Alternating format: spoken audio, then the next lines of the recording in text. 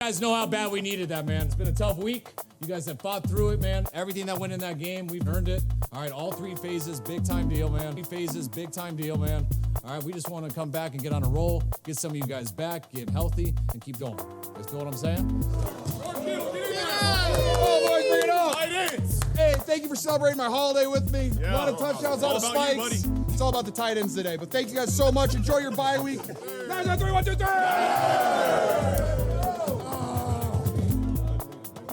Happy Halloween, Niner fans. Welcome to the Stick 49ers podcast. I'm Lucas McLaughlin here, as always, with Lucas Ortiz. And the Niners beat the Dallas Cowboys on Sunday night primetime football 30-24 and had a 3-touchdown third quarter after making some halftime adjustments. Started a little slow in this game, but a win's a win, and we got what we wanted. And we're now 500 going into the bye week.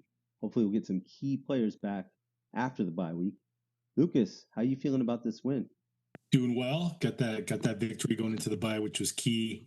Yeah. A lot of doubt last week after the Chiefs lost, so it's good vibes. You know, going into the bye week, you never want to dwell on a loss. And the Niners had a hell of a third quarter.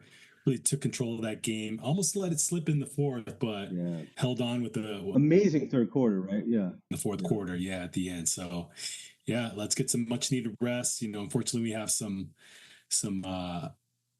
turmoil in the locker room. I don't know if anybody knows yet, but Charvarius Ward lost his 18-month-old daughter. So the team is dealing with that. You know, when someone's family member goes down, I'm sure everybody kind of feels like they've lost a family member. So thoughts and prayers out to Charvarius Ward as he deals with his loss, and you know, hopefully the team will come back with some, you know, renewed meaning, you know, like play for her, play for themselves always. But, you know, when someone goes down, like I said, the whole team kind of, I feel like they kind of bind together and just play a little bit more for each other.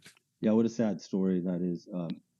Now, I didn't mention the score. It was 30-24, which makes it look kind of close. But if you go to overall yards and offense, Niners 469 yards to Dallas 292. Rushing yards was unbelievable. We'll get down in the trenches pretty soon and talk about that. But 223 yards on the ground. You almost couldn't even tell that until you look at the stats, right? Urendo looked really good. He had 85 yards. And the Niners kind of like, I like that the next man up is working right now, because, you know, we don't have, obviously we really hope that McCaffrey comes back, and there's been a lot of talk about him coming back after the bye week. So I actually think that this may have been Devondre Campbell's best game as a 49er. I mean, it's not saying much, but I didn't think they went after him as much in the passing game as they could have. I mean, off the top of my head, there was maybe first drive of the game, CeeDee Lamb was one-on-one with them, and I'm just thinking like, oh God, here we go. And it was a completion, but it was only, you know, for like 6 yards. And after that, I can't really remember where he was lost in coverage or missed a tackle. So he was actually in on a lot of tackles. He really did a good job in the run game. D. Winters, he did a really good job at times with guarding some of the wide receivers. I think he had a really nice tackle on a big second and third down in the red zone. Tackled CeeDee Lamb one-on-one, and Fred Warner was his amazing self. He was just all over the place. I feel like he's starting to get a little healthier, maybe not 100%, but Fred was all over the place, caused another fumble. We didn't get it, unfortunately. It seemed like every time they fumbled the ball, it miraculously just bounced right back to a Cowboy. But we did get some 2 big interceptions, and Deommodore Lenoir probably highlighted that game with. I mean, he says he pretty much ran the route, knew the formation, knew the play that was coming, and took it right from CeeDee Lamb on it was kind of like a broken play or a scramble by Dak Prescott, and made a highlight play on the sideline. Really good hands, ball hawk type situation where he needed to get his feet down and be athletic, and he did the job. So good job by the defense. And this time when we needed to make a stop, in a key situation at the end of a game, we got the stop. Unlike Arizona, against the Rams. Yeah. And George Kittle had a huge game on national tight end day, and I got the award. Is that a real thing, or did he created it? I feel like but he it was just like his made that first up year. 4 or 5 years ago. His first year, so all the tight ends follow it now, and they give out an award on that day. So, and he got it, which was really cool. I thought he had a great game, and he got the big touchdown pass, which was the only passing touchdown that Purdy had. But Purdy also had a really good game. You know, he did things on his feet that you want to see, and not to open up. Yeah, huge third quarter, like you mentioned. Third quarter was huge. We had a great third quarter. So whatever adjustments they made at halftime were huge, and the Niners defense really did stop the rushing game for Dallas, right? So they only had 56 yards total. Did you hear what the cornerback on Dallas said a couple days after the game? He was on Micah Parsons' podcast, and he says he felt like the coaching staff of the 49ers just had all the right play calls for their game plan. So like our solutions were better than their solutions. Whatever Kyle did at halftime obviously worked, and he feels like they got outcoached. Outplayed, obviously, but also outcoached. And you know, that might be a little damning for the coaching staff. Mike McCarthy, he may be looking for a new job next season if things go this way for the Cowboys, which, you know, I kind of hope they stick with him. We seem to have really good results with Mike McCarthy as the head coach of the Dallas Cowboys. So definitely, if I were them, I would hold on to him. I don't fire him, please. So just keep the team intact. I don't think I mentioned it. George had 128 yards in the big touchdown pass, and Garendo had 85 yards on the ground, which is pretty huge in a game like that. But you know, you would like to see, I don't know, Dallas stayed in there. The ending score does not really represent, you know, what we should have done in that game, I think. And we had some new faces make an impact on the game. Ricky Pearsall, he had a huge end around, was a 40-yard run. Kind of showed off his speed and had some really nice catches. Looked like he was kind of more in his element this game as opposed to the first game he played last week. Just looked like he was a little more calmed down. He even said after the first game that he was so amped up, it was like he was hyperventilating. And this game, he just kind of calmed down, knew where to go, knew his routes, much crisper route running after watching it. And yeah, he had a nice game. Garendo, this was his coming out party after looks like Mason re-injured his shoulder, or maybe just we didn't really need to have him in there with a healthy Garendo and Patrick Vaughn, and Debo able to come back from that pneumonia earlier in the week, and he had a really nice game. Had a beautiful touchdown run, catch and run call back on just a really bad offensive. I mean, it was a holding call by the tight end. What would have been the type of drive you'd want to see against Dallas? Yeah, right? that took away points. And that was the first half. It was disjointed. Brock was a little off. Yeah. You know, we were just not connecting in key moments, and the drives were ending in field goals instead of touchdowns. Yeah. So, you know, good for Anders Carlson. He looks like he may have a job with another team after Jake Moody comes back. 3 for 3, including a 50-yarder. So great kid. Yeah. I mean, so we're down to our third string kicker, our third string running back, and third string wide receiver in a starting role. Don't forget that Juwan Jennings and Brandon Ayuk, they were number 2 and 3, and now we're on our Ricky Pearsall, Jacob Cowing, and Chris Conley. And you mentioned Ricky Pearsall, and I think it's important to, you know, he's a rookie, but he was out there catching balls and making sure he caught balls. He looked good out there.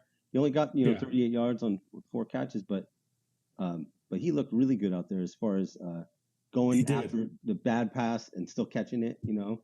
And it's still early in the season. It's only halfway through it, but this might be the best rookie class we've had, or at least the rookie class that's had the most impact on the field. Yeah. You know, just as a unit, Pooney on the offensive line has played almost every snap. Awesome, yeah. Pooney was great. Third quarter. Cowing, he's been, you know, he hasn't been terrible on punt returns and kickoff returns, except for the one fumble. Pearsall looks like he's going to be a stud. He's kind of getting his bearings, getting his wind back. Guerrero had a huge game, and I knew I want to see Guerrero play even when CMC comes back, which we haven't talked about yet. But all signs look good. He's on track to come back week 10 versus Tampa Bay after the bye. So look for Guerrero if Mason is still not 100%. Take some carries, take a little bit of the load off. I don't want CMC to carry the ball every down. I want to see him get some rest, be a receiver on some plays, and really utilize his pass catching ability. Yeah. Well, I like the fact that they started to run some screens more. It wasn't all deep passes this time. We're starting to use a little bit more of that quick pass game that we come accustomed to, and the yak yards are slowly increasing each game. They were very low. We're actually yak, right? Yeah, we were one of the lowest teams in yak yards after the catch for the first 5-6 games, but we're kind of getting back to that game, and I think that's when Brock does his best work. If it's not there, he can tuck it and run. He can make something happen with his feet, scramble for a first down, which he did a couple more times this game. And the offense just moves, it keeps the chains running. The short passing attack is what you want to be able to do well in the red zone in order to score. And that Kittle play, that was a good example. It was just a quick out, pick play, a legal pick. They tried to call a penalty on it, and they picked it up, picked up the flag on it. But that's what we're going to need to do in order to be successful and have the best offense in the league like we did last year. Yeah, when we're out, we have guys that are out with injuries like McCaffrey. You do want to see guys like George Kittle get more targets, and so it was good to see that he had a huge game, and he does so much in the running game. And then having almost 500 yards total offense, that's got to look good for your offensive line. So I think it's time to get down in the trenches with Lucas Ortiz. Down in the trenches with Lucas Ortiz. Down in the trenches. Yeah, let's talk about the O-line. Good bounce back game. I felt Brock had ample time, didn't really get a lot of pressure. There was one sack, and it wasn't on the offensive line. There was a huge sack in the game. I think it was like a second down play in the the scoring side of the field, and I think it was Isaac Guerrero was responsible for the outside guy who got to Brock. So the offensive line as a unit did well past pro. We already hit on it earlier. The run game was firing on all wheels, and Trent Williams. It looks like he's whatever was bothering him, whatever time he needed to get game ready after the holdout in the off season or in training camp. He looks like he's primed and ready to go, and he's only going to be better after he comes back from the bye. So Trent graded out really well. Pooney was actually the highest graded player on the offensive line. He just continues to get better and better. And do you expect that from someone that's new like him, a rookie? Lucas, do you expect a rookie to play that well? Never. It usually takes an offensive lineman a couple years to kind of figure out what it is that they need to do, get stronger in the weight room. Usually that comes in the off-season program, and he's just come off and hasn't missed a beat coming out of college, which he was a really good offensive lineman in college. Yeah. He just doesn't have the super big size. I mean, he's a big guy at 6'5", but some of these guys on offensive tackles now are like 6'7", 6'8", 350 pounds, and he's a strong kid though. He's a country boy from St. Louis, Missouri. He said he would study guys like Trent Williams when he was in college, and now that he gets to play alongside him, he said in an interview this week, it's like, no doubt this is the greatest offensive lineman that's ever played.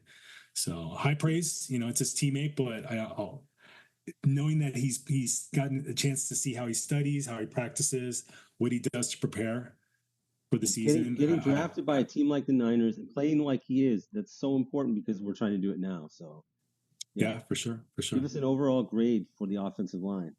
Got to give these guys an A+.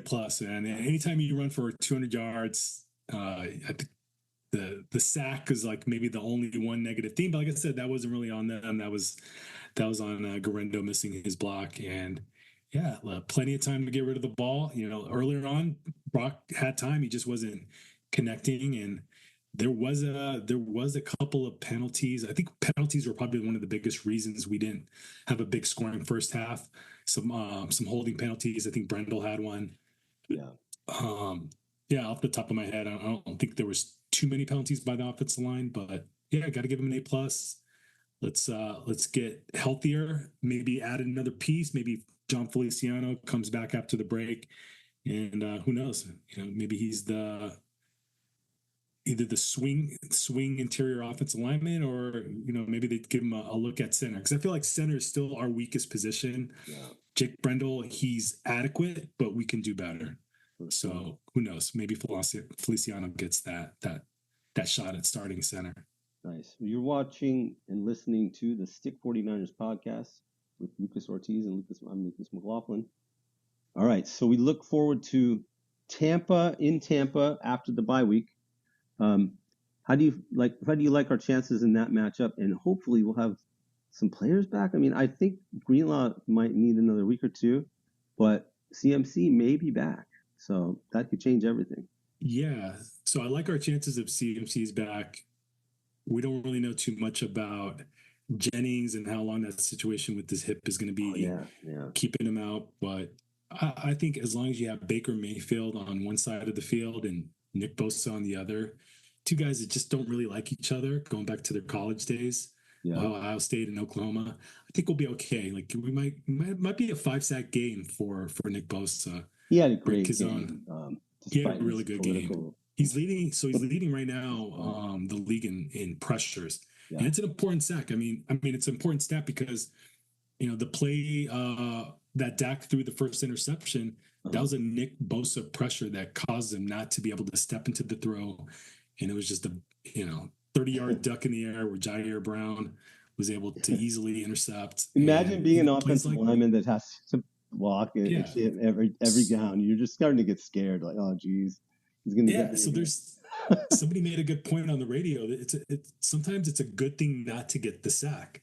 There are times where not getting the sack burns you, like with Patrick Mahomes. He extends the play, gets the first down, or scrambles for a first down, or throws the ball underhanded or behind his back. Yeah, whatever. There are times where you don't want to get the sack and cause the guy to throw an interception.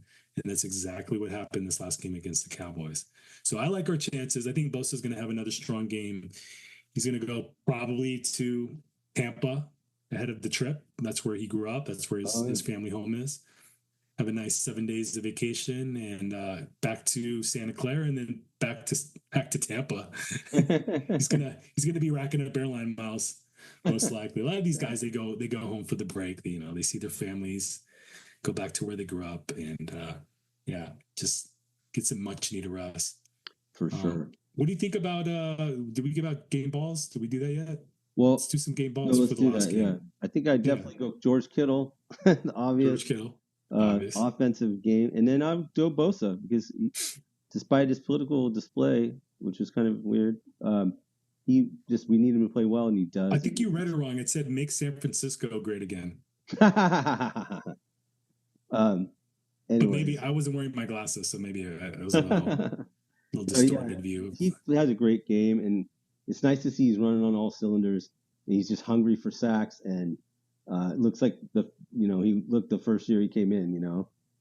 Just full bore, and I would be frightened to have to block Nick Bosa. So those are my guys. Who do you like in Lenoir? But you go ahead. Well, you stole my thunder. Yeah, I was going to go Lenoir first on defense. Amazing interception, like I highlighted earlier. So important. You just don't really see guys taking shots at him. I mean, maybe a deep shot here and there, but he seems to always make the play or be perfectly in place to cover it. Yeah. This is his second interception this game. He makes it look good too, huh? Yeah, when he gets the interception, it looks like Dion a little bit. Yeah. So key interception off Dak every time you make a big play against the Cowboys. Gotta love it. On offense, I'm gonna give it to Ricky Pearsall just because this is the second game, but first game where I feel like he made a real contribution. 4 catches for about 40 yards, and then the huge end around for 40 yards. Yeah. So 80 yards from scrimmage is not bad for a guy that got shot back in September. Yeah, which is crazy. I mean, just You can think just of see that. big He got things for him in shot the future. I mean, he definitely looks couple like inches he's ready. Yeah, he got shot a couple inches from his heart and survived, was working out 3 days later, and just, had his big first NFL game last week. And this game you really started to see the things that made him a first round draft pick. Yeah. So game ball to Ricky. Yeah, I like that. It's like a movie, like the story, the guy gets shot and he comes back, he's playing again. Hopefully it'll end with the Super Bowl victory. Yeah. But he's like the diehard of the NFL. Yeah, for sure. All right, Lucas, as always, great to do the podcast with you. And we will be back after the bye week here. So if there's any major updates, we'll probably do that. And I have a few shorts that I'm going to be releasing. So thank you for tuning in to the Stick 49ers podcast. And I'm Lucas McLaughlin with Lucas Ortiz. And we are really happy going 500 here into the bye week like we wanted. And so let's get some guys healthy and then make this team great again. All right, man. Go Niners. Thanks, Lucas. Later.